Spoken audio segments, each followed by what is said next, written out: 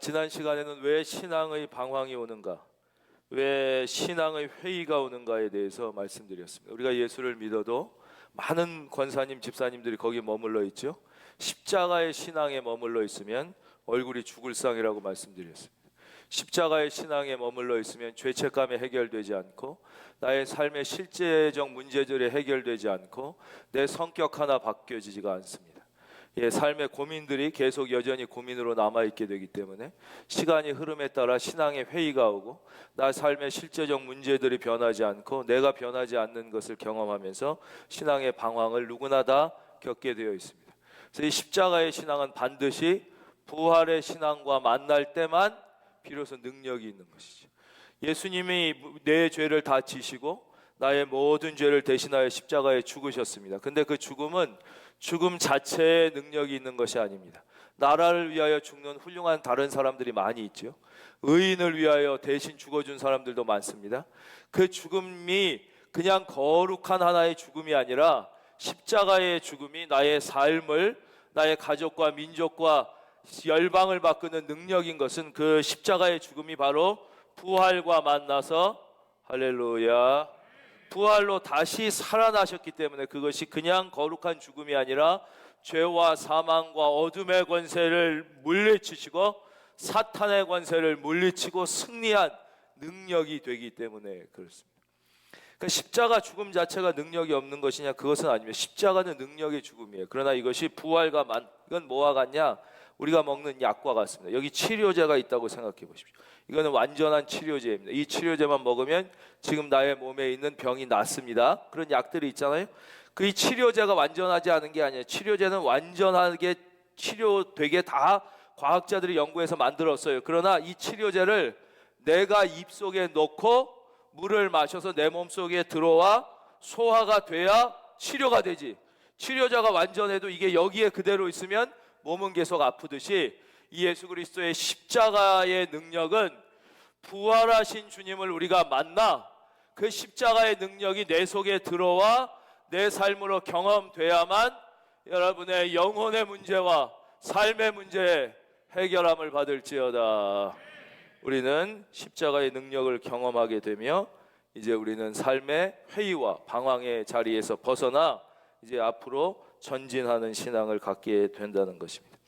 근데 예수님이 이렇게 부활하신 다음에 바로 승천하신 게 아니에요. 그렇죠? 40일 동안 머물러 계셨어요. 오늘 말씀 3절, 그가 고난받으신 후에 또한 그들에게 확실한 많은 증거로 친히 살아계심을 나타내사 40일 동안 그들에게 보이심. 이게 참 신기한 겁니다. 이게 인류 역사뿐만 아니라 성경 전체에서 이런 삶의 형태가 있은 적이 없고 사실 기이한 거예요. 왜냐하면 예수님께서 부활하신 다음엔 이것은 살아있는 것도 아니고 지금 하늘에 간 것도 아닌 아주 묘한 상태로 계셔요. 그래서 엠마오로 가는 제자들을 만났다가 갑자기 예수님 발견하니까 쓱, 이건 투명 인간도 아니고 참 신기한 거예요. 그렇죠? 예.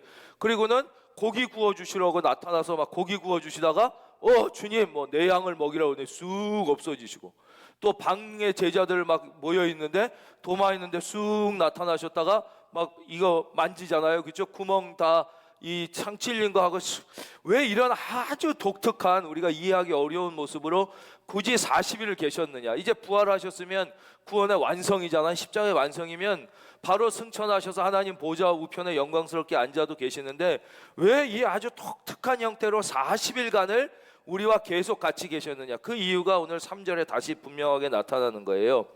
40일 동안 그들에게 보이시며 하나님 나라의 일을 말씀하시냐? 왜 계셨냐? 바로 이 하나님 나라의 일을 이 제자들에게 그들의 심장에, 마음에, 가슴에 새겨주시기 위하여 40일 동안 아주 이해하기 힘든 독특한 형태의 삶을 이 지상에서 계속 가셨던 거예요. 이 하나님 나라의 일은 여러 가지가 있는데 여기서 말씀하시는 이 하나님 나라의 일은 바로 마태복음 28장 19절에서 20절 우리에게 주신 말씀, 너희는 가서 모든 민족을 제자로 삼아 아버지와 아들과 성령의 이름으로 세례를 주고 내가 너희에게 분부한 모든 것을 가르쳐 지키게 하라. 한마디로 따라하겠습니다. 너희는 가서 제자 삼아라.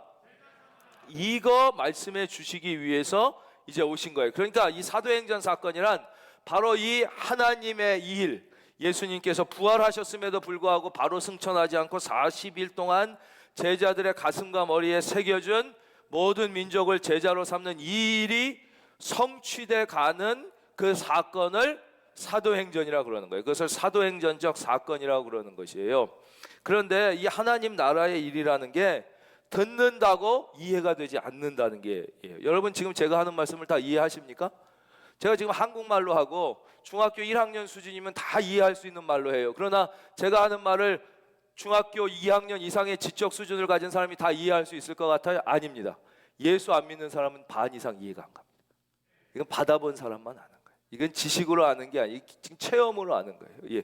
이것은 은혜는 받아본 사람만 이해하지 예수 믿은 사람만 믿는 게 뭔지 얘기하면 은혜를 받고 이해가 가돼. 예수 안 믿는 사람은 이게 아예 한국말로 해도 안 되듯 은혜 안 받은 사람은 이 하나님 나라의 일이 들려지질 않는 거예요. 나의 일로 여겨지지 않는 거예요. 은혜는 체험으로 받는 것이고 은혜는 겸손함으로 받는 것이고 은혜가 있을지어다. 그래서 이 부활한 주님을 만난 사람들, 그런 사람들이 은혜 받은 사람의 다른 표현이에요. 그렇죠? 그래서 그 주님의 살아계심을 경험하는 사람들, 경험.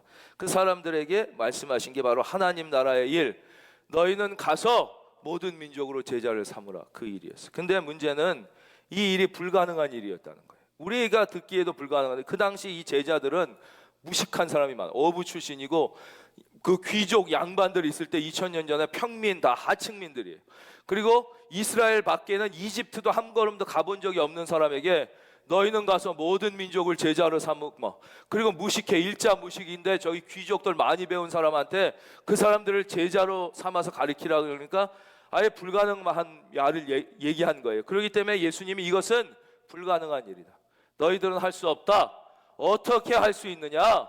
성령을 받아야만. 바로 그래서 이 성령 사건이 사도행전 사건이고 이것을 다른 말로 오순절 사건이라고 그러는 거예요. 성령 사건. 한번 따라하겠습니다. 성령 사건. 성령을 받아야만 가능한 것이에요. 근데 성령을 어떻게 받느냐? 바로 우리의 작은 믿음의 순종과 결단. 그래서 오병이어 얘기 드렸죠. 얘가 자기 먹으려고 도시락 싸왔어. 근데 이게 자기 배도 부르게 하기 어려운 거예요. 보리떡 5개와 물고기 2마리 아주 초라한 것이었단 말이에요. 이걸 자기 혼자 먹으면 자기 배도 못 불러. 그래서 우리가 인생에 만족함이 없는 거예요. 여러분 인생에 만족함이 있습니까? 여러분 인생에 만족함이 왜 없는지 말씀드려요? 나에게 주신 것을 나 혼자 처먹으려고 그러니까 인생에 만족함이 없는 거예요. 나에게 주신 시간, 재능, 물질 가지고 내가 잘 먹고 잘 살고 우리의 공부 잘 시키는데 다 쓰려고 그러니까 삶에 만족함이 없어. 그러나 이 작은 것을 믿음의 작은 결단과 순종으로 주님 앞에 내어 드릴 때 주님이 그것을 받아 축사하시자 5,000명이 먹고 배부르며 12강주의 질에 차고 넘치는 할렐루야 기적이 일어나는. 그래서 성령 받은 사람과 성령 받지 않은 사람은 아예 다른 것이에요. 성령 받은 교회와 성령 받지 않은 교회도 완전히 다릅니다. 성령 받은 교회와 성령 받지 않은 교회는 설교가 다릅니다. 찬양이 다릅니다. 기도가 다릅니다. 삶이 다릅니다. 사역이 완전히 달라요. 성령 받지 않은 사람은 어떻게 살아요? 나에게 주신 시간과 물질과 모든 것을 나 혼자서 처먹고 나 애 키우고 우리 좋은 데 쓰니까 삶에 만족함이 없어. 교회도 똑같습니다. 여러분 교회가 다 같습니까? 교회들이 모여서 자기들끼리 모여서 친교하고 자기들끼리 예배하고 자기들끼리 모여서 헌금한 거 갖고 교회 짓고 교회 친교하는 데 쓰고 자기 밥 먹는 데 쓰고 거기 다 하는 거예요. 생활인이랑 똑같아요. 예수 믿는데도 생활인이랑 똑같아. 아주 조금 헌금하는 거 말고는 다 자기 식구 위해서 다 써요. 교회도 성령 받지 못한 교회는 설교가 다릅니다. 찬양이 달라. 딱 가서 예배 드려보면 설교가 달라. 설교를 잘하냐 못하냐 관계없어요. 쓸데없이 세상 얘기 많이 합니다. 정치 얘기 많이 합니다. 사람끼리 얘기 많이 합니다. 찬양이 다릅니다. 기도가 다릅니다. 사역이 달라. 아주 일부 폼으로 사역하고 선교하는 척하지 거기 드린 헌금 다 자기들끼리 쓰고 자기들끼리 놀아먹고 끝나는 거예요. 왜 이렇게 다릅니까? 왜 이렇게 예수를 믿어도 시시하게 믿고 만족함이 없고 속에 맨날 싸워? 그래서 교회끼리 모였는데도 교회 안에 맨날 다툼이 있고 분쟁이 있어요. 왜냐? 하나 성령 받지 못하면 여러분 성령을 사모하십시오. 성령 받기를 바랍니다. 뒤에 계속해서 말씀드릴 텐데요. 그래서 이 예수님의 지상 최대의 명령인 지상명령, 이걸 다른 말로 하면 너희는 먼저 그의 나라와 그의 의를 구하라. 그리하면 이 모든 것을 너에게 다 주시겠다는 이 지상 명령. 너희는 가서 모든 민족을 제자로 삼아 아버지와 아들과 성령의 이름으로 세례를 줘라. 가서 선교하고 전도하라. 이 명령을 감당하려면 믿음의 순종과 결단을 하고 성령을 받아야 된다는 성령. 그 말씀이에요. 사도와 함께 모이사 4절 그들에게 분부하여 이르시되 예루살렘을 떠나지 말고 내게서 들은 바 아버지께서 약속하신 것을 기다리라. 첫째, 기다려야 돼. 따라하겠습니다. 기다리자. 봉사가 중요한 게 아니라 은혜 받는 게 중요한 거라는 거예요. 그래서 특별히 이 선교 사역을 중심적으로 했던 아주 대표적인 교회 목사님이 그래서 이렇게 고백하셨더라고요. 이 말씀을 했더니 이 지상 명령대로 살라고 그랬더니 문제는 은혜도 안 받고 봉사하고 은혜도 안 받고 자꾸 나가려고. 우리 찬양대 한번 따라할까요? 봉사보다 은혜 받는 게 중요하다. 은혜 안 받고 봉사하면 봉사하는데 짜증이 나. 불평하면서 봉사하거나 아니면 남에게 상처 주면서 봉사. 사역하는데도 기쁨이 없어. 짜증이 나. 그래서 내가 짜증을 내거나 아니면 남에게 상처를 주는 거예요. 은혜 받는, 그래서 늘 먼저 하나님 앞에 겸손한 자세로, 이 어린애와 같은 자세로 따라하겠습니다. 주여 저를 불쌍히 여겨 주시옵소서. 내가 보리떡 5개 물고기 2개 든 어린아이와 같다는 것을 고백해. 내가 이 어부 못 배우고 천민인 베드로와 같다는 걸 고백하고 은혜를 그래서 기다려야 된다는 거예요. 예루살렘을 떠나지 말고 여러분 은혜의 자리, 말씀의 자리, 찬양의 자리, 기도의 자리를 떠나지 말고 은혜 받기를 바랍니다. 아버지께서 약속하신 것을 기다리라. 요한은 물로 세례를 베풀었으나 너희는 몇 날이 못되어 성령으로 세례를 받으리라 그랬어요. 그럼 이 성령 사건, 사도행전 사건, 성령 세례 사건이 무엇인가? 우리가 이거를 모르는 분이 많아요. 오늘 이거를 설명해 드릴 거예요. 성령 사건은 한마디로 뭐냐? 미국의 최고 뛰어난 우주 항공 과학자들이 모여있는 나사에서 만들어낸 달 탐사 로켓과 똑같은 거예요. 그렇게 이해하시면 돼요. 목적은 뭐냐? 달 탐사하는 게 목적이에요. 그래가지고 미국의 최고의 과학자들이 우주 나사라고 들어보시죠. 여기 모여서 완전한 로켓을 만들었어요. 완전하게 여기 점화 장치부터 본체부터 이 탄두부터 해서 맨 위에는 달 착륙선까지 해서 완벽해. 이것은 완전 무결해. 완전 무결한 로켓을 딱 만든 거예요. 이게 뭐냐? 이것이 바로 예수님의 생애예요. 예수님의 생애는 뭐라고 그래서 예수님께서 인간의 몸을 입고 이 땅에 오셨어요. 그렇죠? 우리 죄를 사하기 위해서 예수님께 인간의 몸을 입고 이 땅에 동정녀 마리아의 몸에 오셔서 33년을 이 땅에서 살면서 하나님 나라를 전파하시고 병자를 치유하시고 귀신을 쫓아 33년을 사셨어요. 그리고 우리의 죄를 다 대신하여 지고 십자가에 죽으셨어요. 그리고 죽으시고 사흘 만에 다시 부활하셨어요. 이거를 통틀어서 예수님의 생애라고 그래요. 예수님이 33년 동안 산 것만이 예수님의 생애가 아니라 예수님의 생애는 성령으로 잉태돼서 이 땅에 인간의 몸을 입고 오시고 33년 동안 살면서 환자를 치료하시고 하늘나라를 증거하시고 귀신을 쫓아내시고 마침내 우리의 모든 죄를 지시고 십자가에 죽으시고 죽으신 지 사흘 만에 부활하셨어요. 이거 전체가 뭐냐? 이게 바로 로켓이에요. 이건 완전한 구원이야. 즉 달에 착륙하여 달 탐험을 하기에 조금도 부족함이 없이 완벽한 로켓을 만든 것처럼 예수님의 이 탄생과 33년의 삶과 십자가의 죽음과 부활을 통하여 완전한 구원의 로켓가 만들어졌어요. 그러면 끝이에요? 아니죠. 그 로켓가 지구에 있는데 어떻게 달을 탐사해? 달을 탐사하려면 이게 달까지 가야 되잖아요. 달까지 가려면 어떻게 해야 돼요? 엔진에 불을 붙여야 돼요. 점화장치 팍! 그러면 거기서 불이 막 나오면서 이게 이제 팍 발사돼 가지고 대기권을 뚫고 성층권을 뚫고 우주를 나르고 궤도를 날라서 달까지 간단 말이에요. 바로 이런 점화가 뭐냐? 이것이 성령 사건이라는 거예요. 성령 사건이 일어나야, 보세요, 2000년 전에 예루살렘에 있었던 사람이 여기 누가 있어요? 베드로 알아요?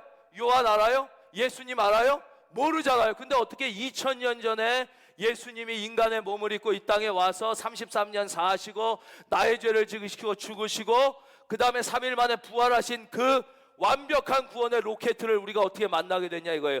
성령의 점화 사건을 통하여 이들이 성령을 받고 이제 예루살렘으로부터 출발해서 슉 날라서 2000년이란 시간을 뚫고 지리와 환경을 뚫고 대한민국 오늘 여기까지 와서 우리의 심장에 십자가의 역사가 꽂힌 줄로 믿습니다. 즉 예수님의 구원이란 완전한 사역이 오늘 우리 심장에 꽂혀 내가 예수 믿고 구원받게 되기 위해서는 이 발사, 로켓가 여기서 발사돼야지 달나라 가서 달을 이 하나님의 일이 뭐예요? 너희는 가서 모든 민족을 제자로 삼아 아버지와 아들과 성령의 이름으로 세례를 주고 예수님이 분부한 모든 것을 가르쳐 지키게 하는 우리의 이 사건이 있기 위해서는 바로 성령 사건, 사도행전 사건, 이걸 다른 말로 오순절 사건이라고 해요. 오순절 날 이 사건이 있어야만, 자동차 다 타보시죠. 자동차에 왜 기름 넣는 줄 아세요? 많은 분들은, 특별히 여자분들은 차가 그냥 가는 줄 알아요. 천만의 말씀이에요. 여기 아무리 좋은 막 최고 좋은 자동차가 있다고 봅시다. 막 1억짜리 차가 있어요. 이게 가는 게 아니에요. 타서 시동을 걸어야 돼요. 시동 걸면 어떻게 되는 일이 일어나. 우리는 그냥 여기서 버튼을 누르던가 자동차 키를 돌려서 시동 걸면 그냥 가는, 그게 아니. 시동을 거는 순간 어떻게 돼요? 엔진에서 점압 장치에 불이 팍 붙는 거예요. 불이 붙습니다. 불이. 그래야 엔진이 팍팍팍 돌아가는 거예요. 그러니까 차에 기름 넣는 거예요. 불 붙이려면 뭐 필요해요? 기름 필요하잖아요. 자동차에 왜 기름 넣는 거예요? 불 붙이려고 기름 넣는 거 아니에요. 예, 그거 모르고 그냥 기름 넣. 그 마찬. 그래서 성령이 어떻게 임하시? 불같이 임하신 거예요. 불. 할렐루야. 그 성령 사건, 오른손 사건은 뭐냐? 이 예수님이 완전히 만들어 놓은 구원의 로켓에 불을 붙여서 로켓 엔진이 점화돼서 이제 그 무식하고 그 아무것도 모르고 이스라엘 국경 밖은 한 번도 가보지 못하고 대제사장들과 양반과 배운 사람 앞에서는 기가 죽어 덜덜 떨던 자들이 성령의 능력으로 새로워져서 여러분의 영혼이 새로워지기를 바랍니다. 여러분, 그렇게 시시하게 예수님 믿지 말라요. 우리 예수님은 그렇게 시시한 분이 아니에요. 내 성격 하나 바꾸지 못하고 내 운명 하나 바꾸지 못하고 내 가정 하나 바꾸지 못하는 그런 분이 아니야. 왜 그런 줄 아세요? 지금 서 있어. 차가 어마어마하게 좋은 차. 그런데 시동을 안 거는데 이 차가 고철덩어리지.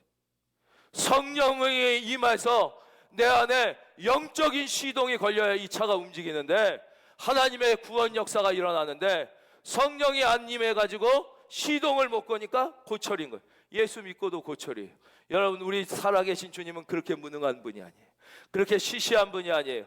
여러분, 성령 받고 하나님의 자녀답게 살기를 바랍니다.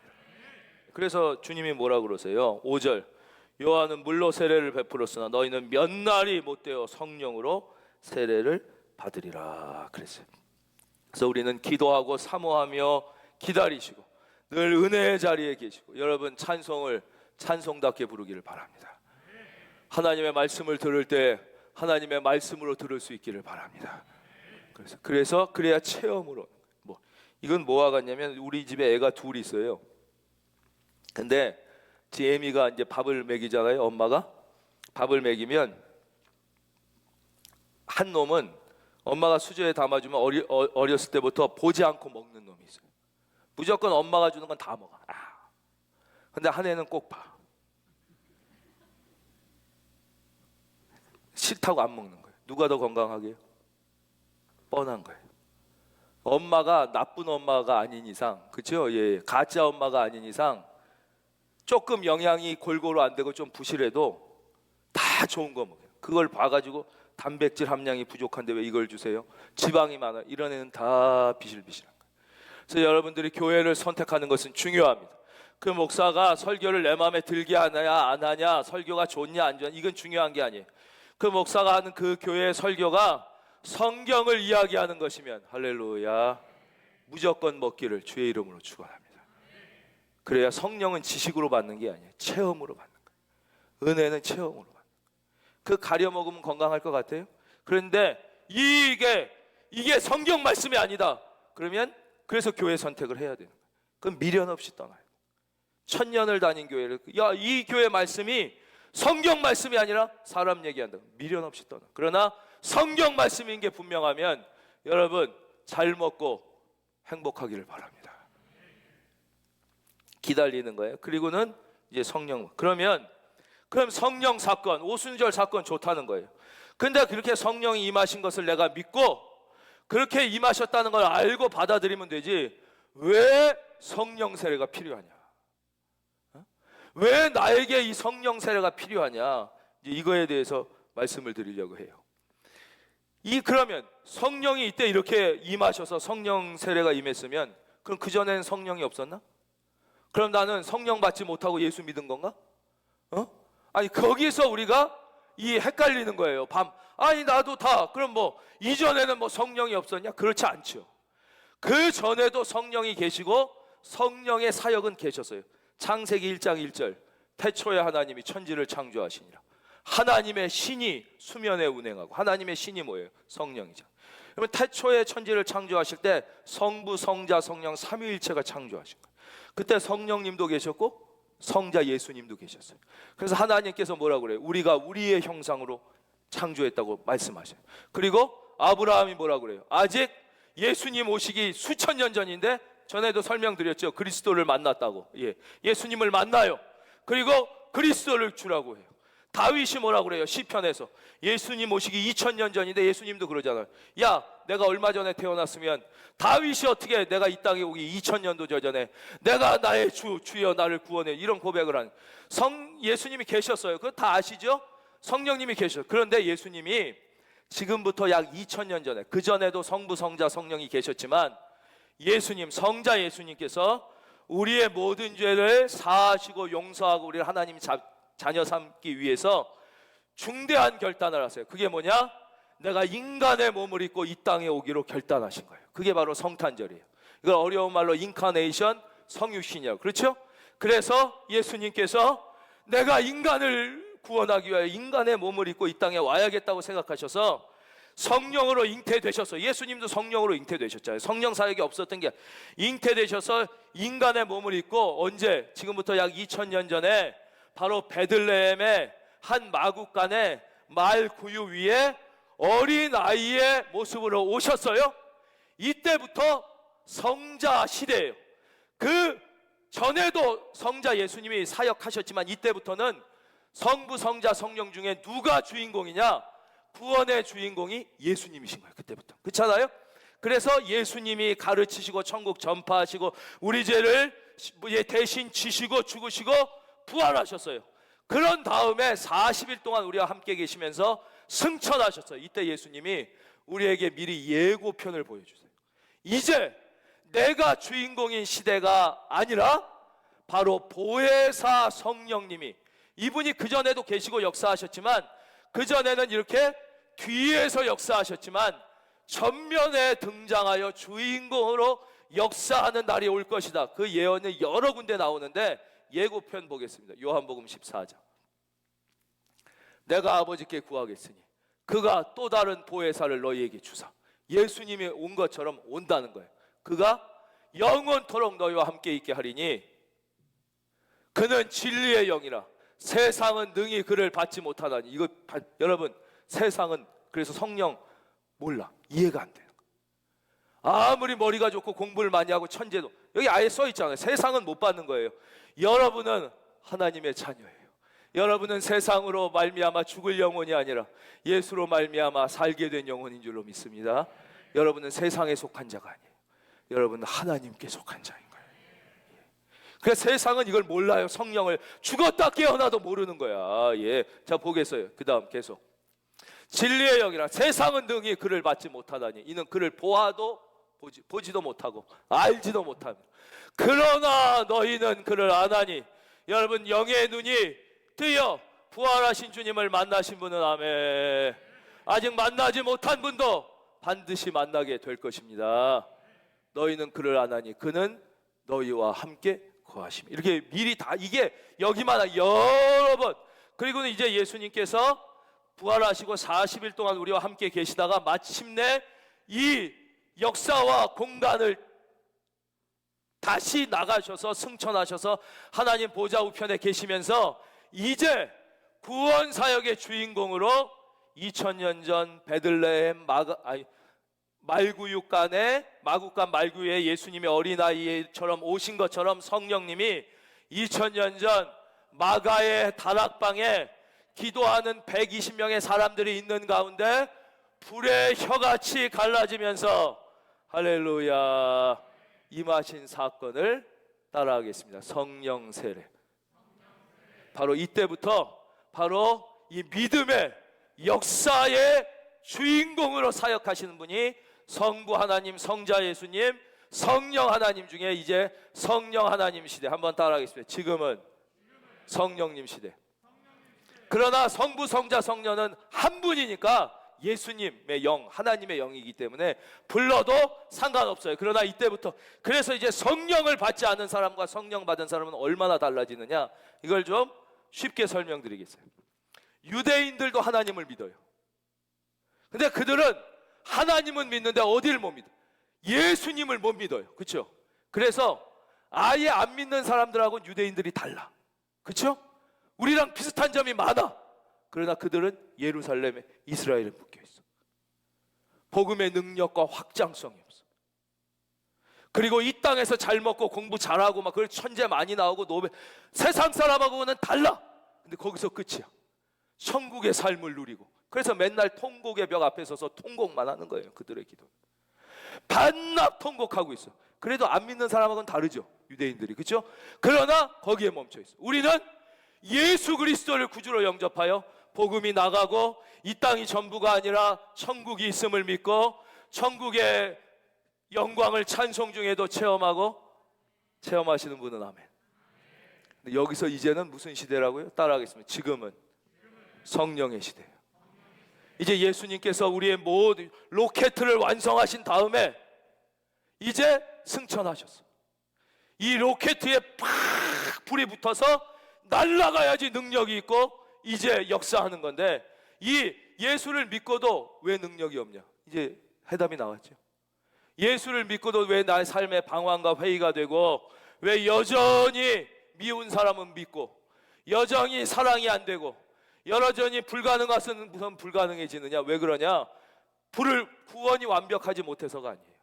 예수님이 부족해서가 아니라 성령님이 임하여서 불을 붙여야 이 구원의 로켓가 날아가면서 능력을 발휘해요. 여러분, 살아계신 주님이 여러분 안에서 능력을 발휘할 수 있기를 바라요. 그래서 그것이 성령 세례. 다시 말씀드리겠습니다. 2000년 전에 성부, 성자, 성령님이 다 역사하셨지만 우리의 죄를 사하고 우리를 구원하시기 위하여 결단하시고 성자의 시대가 열렸어요.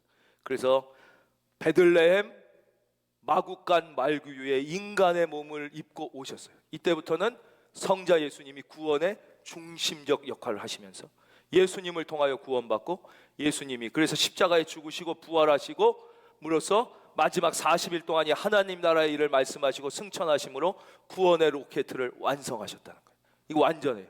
근데 이것이 구원의 로켓가 이제 완성된, 예루살렘에서 완성된 로켓가 시간과 공간을 초월해야 될 거 아니에요. 그렇죠? 2000년의 시간을, 그리고 이스라엘이라는 지역을 통과해서 사람의 삶을 변화시키기 위하여 엔진에 점화해야 돼요. 그 점화 사건이 성령 사건이고, 이 점화할 때 이 성령님이 성령 세례의 모습으로 오셨어요. 그래서 똑같이 마찬가지로 그 후로 예수님이 이 땅에 오신 33년 후에 예루살렘의 마가의 다락방에 성령이 불같이, 그래서 성령을 자꾸 불로 표현하잖아요. 불로. 그렇죠? 성령님이 인격인데 왜 불로 표현하시나? 이 성령의 주된 능력이 자동차 엔진을 점화시켜서 운동력을 갖게 하는 것처럼 우리 안에 임한 이 구원이 점화돼요. 할렐루야. 그래서 성령의 불, 성령의 기름 부음을 받으라. 우리가 이런 표현을 우리가 쓰면서도 이해를 못하고 쓴 거예요. 그게 왜냐? 그것과 비슷한 그런 모습 모양으로 역사하시기 때문에 우리가 성령의 불, 성령의 기름이라는 표현을 많이 쓰게 됩니다. 사랑하는 성도님, 하나님의 은혜의 사건을 정말 깊이 체험하시기를 바랍니다. 성령 세례를 받으면 날마다 신비스러운 일이 일어납니다. 인간은 무리를 걸을 수 없습니다. 그러나 예수님의 명령에 순종했던 베드로가 무리를 걸은 것 같은 사건들이 일어나게 되는 것입니다. 그래서 가짜 기쁨이 아니라 진짜 기쁨이 임하게 되는 것입니다. 진짜. 그런데 이 성령 세례는 구원하고 조금 다른 게, 구원은 한 번 받으면 구원을 또 받을 필요는 없어요. 한 번 받고 끝나는 거예요. 그런데 구원을 받았어도 내가 계속 죄를 짓게 되고 하나님 앞에 온전한 회개를 못하게 되면 구원의 감격이 내 속에서 사라지게 돼요. 구원의 기쁨이 사라지게 되는 거예요. 성령 세례는 성령 세례를 주신 이유는 너희는 가서 모든 민족을 제자로 삼아 아버지와 아들과 성령의 이름으로 세례를 주라고 성령 세례를 주신 건데, 성령 세례를 받고도 은사를 경험하고도 먼저 그의 나라와 그의 일을 구하지 않고 이 목적대로 살지 않으면 성령의 능력이 상실되기 시작해요. 그래서 성령의 은사가 나에게서 나타나질 않는 거예요. 그래서 성령 세례를 받고도 내가 성령 못 받은 것처럼 느껴지는 거예요. 이 성령 세례를 받았다는 게, 제가 지난 시간에도 말씀드렸지만 막 무슨 어떤 형태가 나타나고 막 펄펄 뛰고 막 방언을 할 수도 있어요. 성령 받은 증거로 꼭 방언을 하고 예언의 신비한 현상이 일어나야만 성령 세례 받은 게 아니에요. 예수님의 살아계심이 경험되고 내가 할 수 없는 것들을 하게 되는 일들이 여러분 안에 일어났습니까? 여러분, 성령 세례를 받은 것이에요. 내가 사랑할 수 없던 것들을 사랑할 수 있게 되고, 내가 불평하며 하던 것들을 기뻐하며 할 수 있게 되고, 내가 두려워하며 하던 것들을 감사하며 할 수 있게 되고. 그런데 이대로 살질 않으면, 이 목적대로 살지 않고 이 어린애가 보리떡 5개와 물고기 2마리를 지 혼자 처먹는 것처럼, 내가 예수 믿고도 왜 성령 주셨냐, 왜 기쁨 주셨냐, 왜 이래서 기쁨 구원 주셨는데 이대로 안 하면 어떻게 되느냐?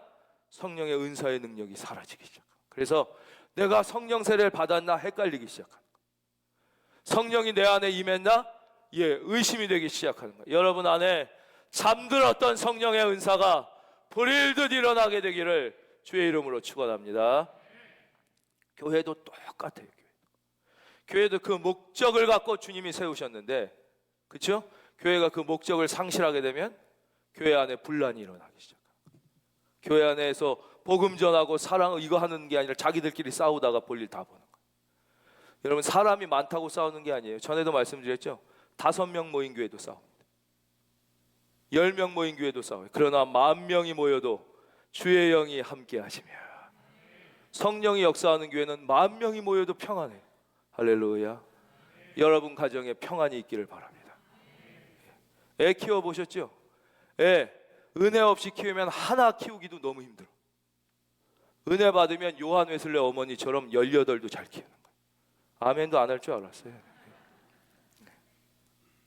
은혜 안 받으면 하나도 키우기 힘들다니까요. 그래서 요즘에 애를 못 키우는 거예요.